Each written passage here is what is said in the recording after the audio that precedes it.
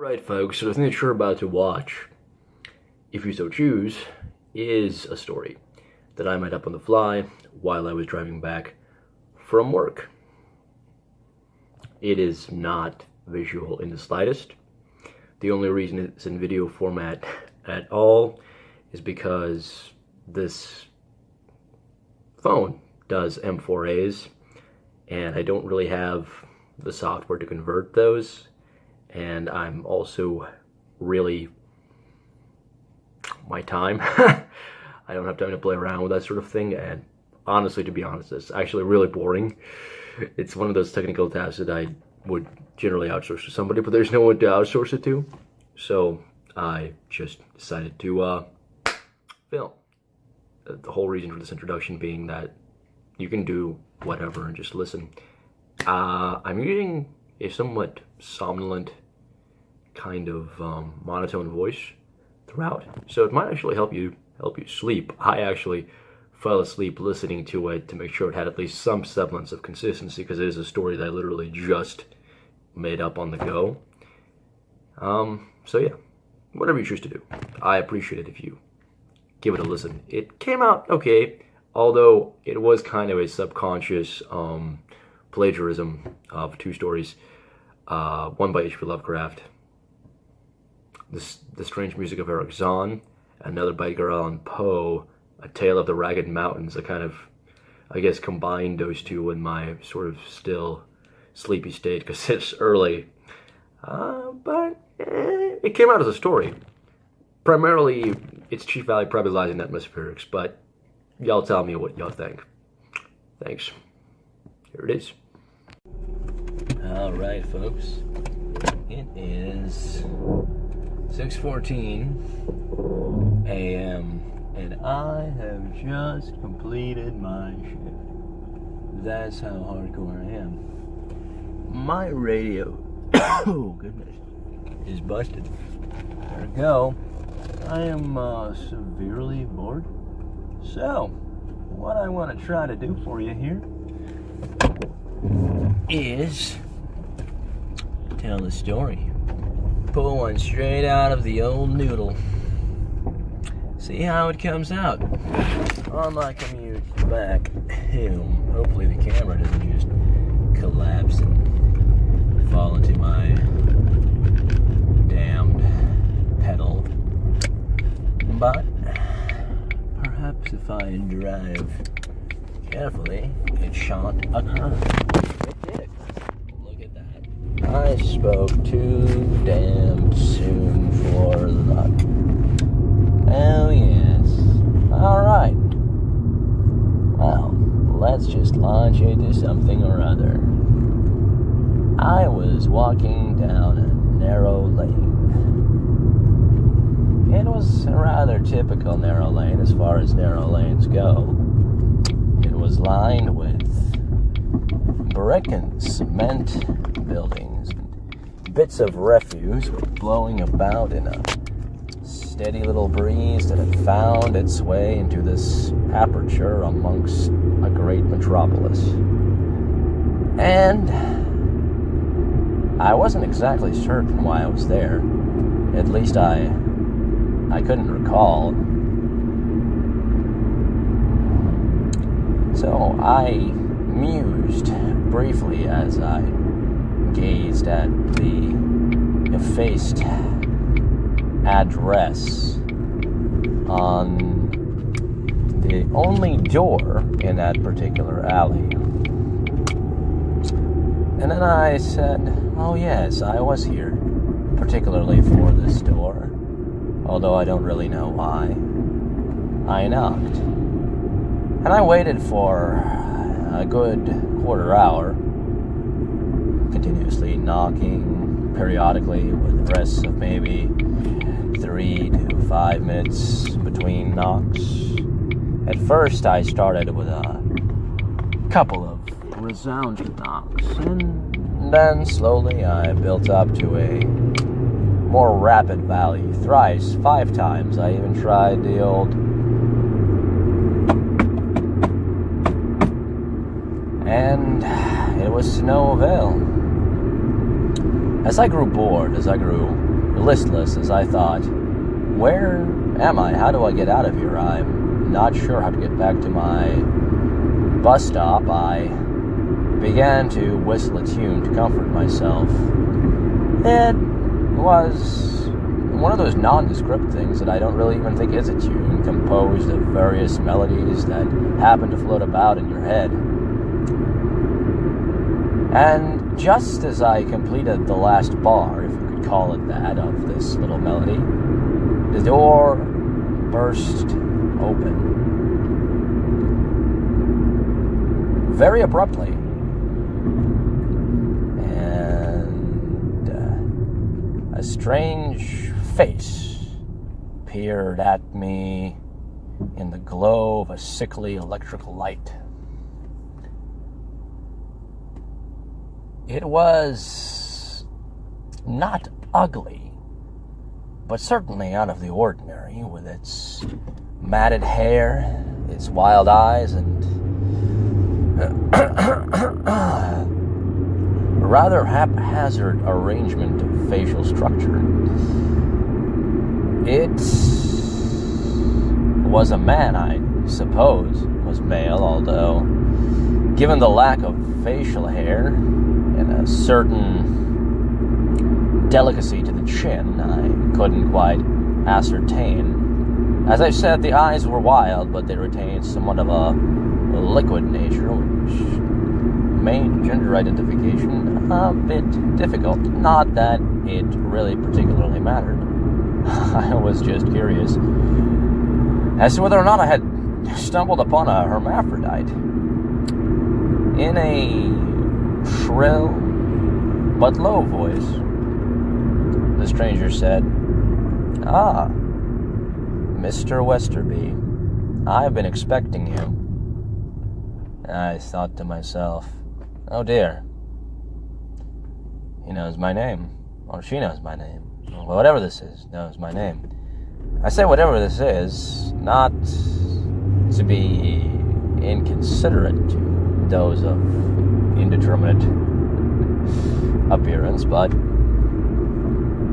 the peculiarity of this person, the chief peculiarity lay in the fact that they stood no taller than perhaps 3.5 or 4 feet.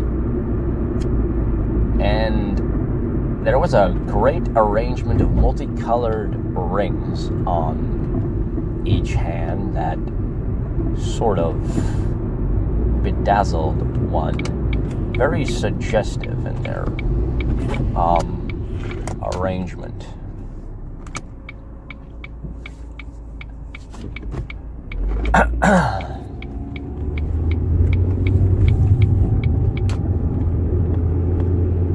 "Ah, you've noticed my rings, I see," said the stranger, looking up at me.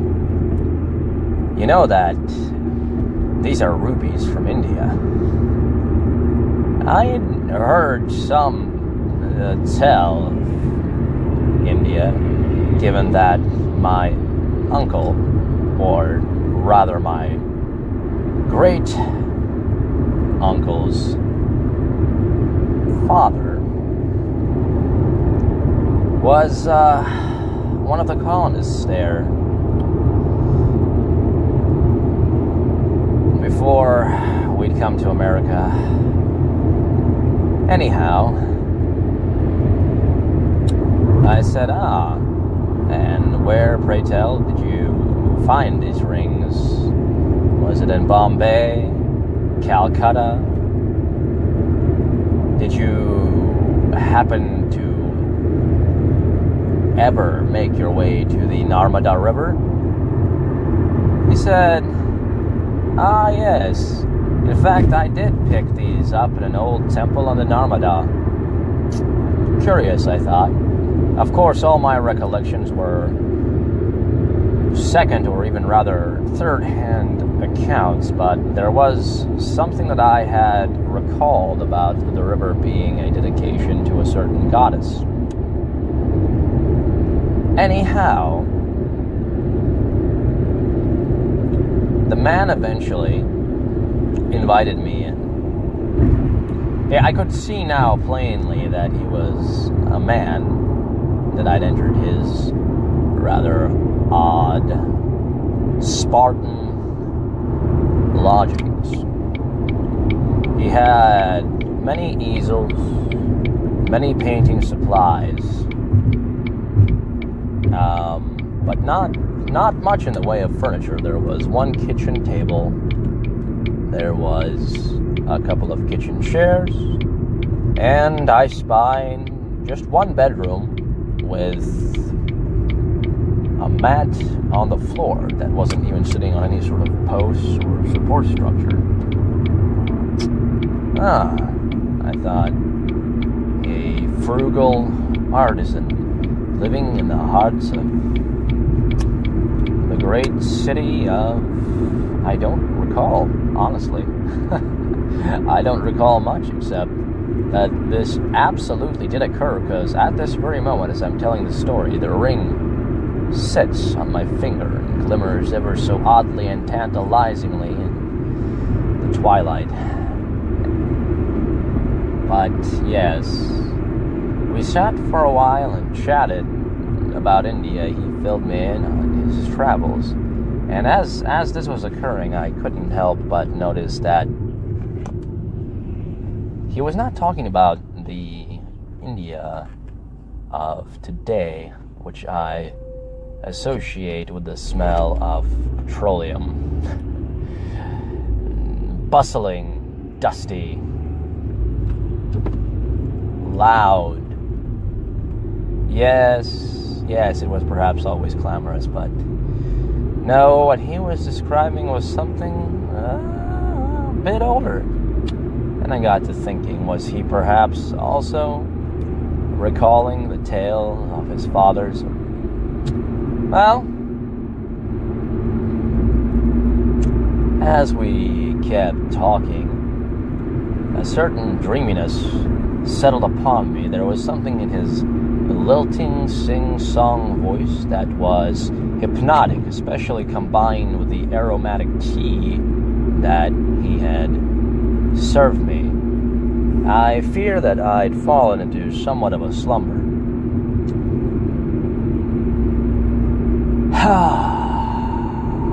I stretched myself, and then it all came flooding back to me.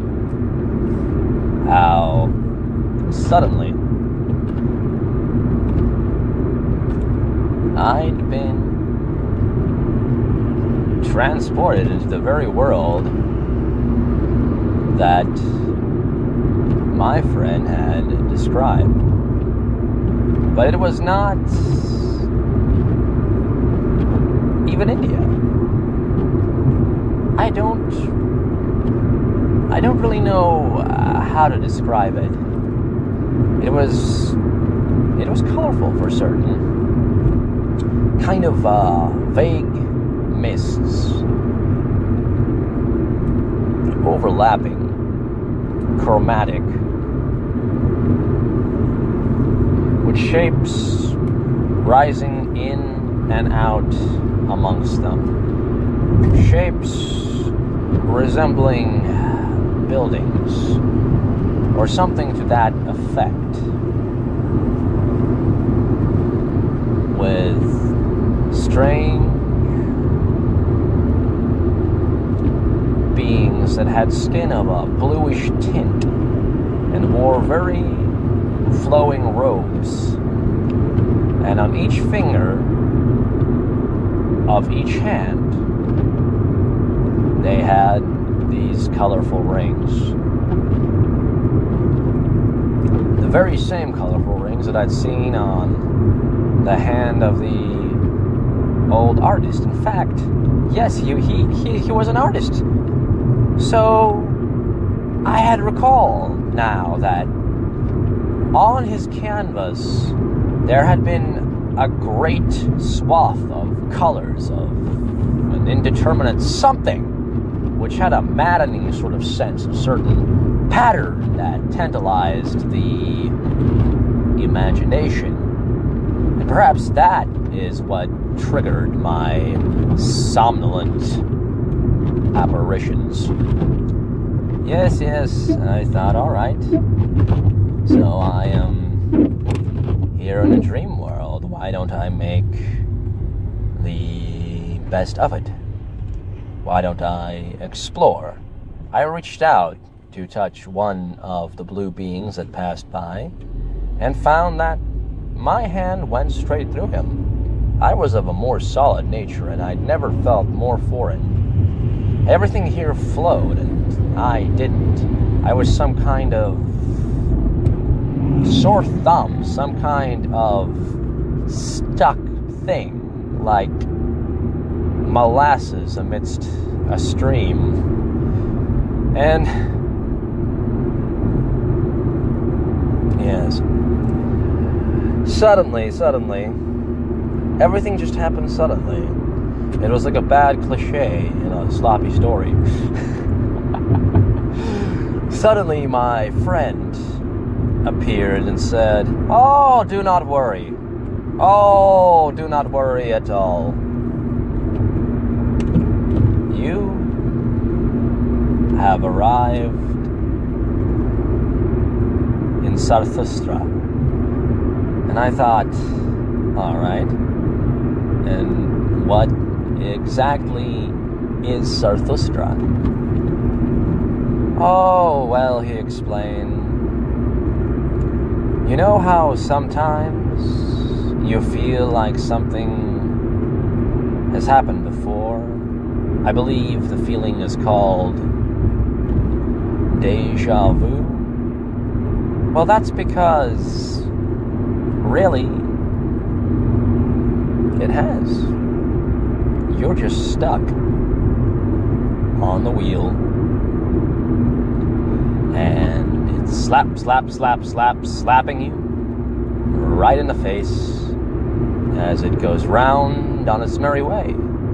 And this place is the water that turns that wheel. That is the chief operating mechanism of what I suppose we've come to term the universe. And I said, that's all very esoteric and good, but I haven't the faintest idea what you're talking about. And then he extended his hand, spread out his fingers, and they caught the glint of what passed for the sun in that world. And a great array, a great chromatic rainbow prism made itself manifest. And I said, well, that's a nice trick and all, but I've been to Laser Floyd back in my day. Yeah, you have? Oh, that's a bit beyond Roger Waters here. I was surprised at his knowledge with such pedantic goings-on of popular culture. Anyhow, this prism that he sort of conjured or simply employed some sort of device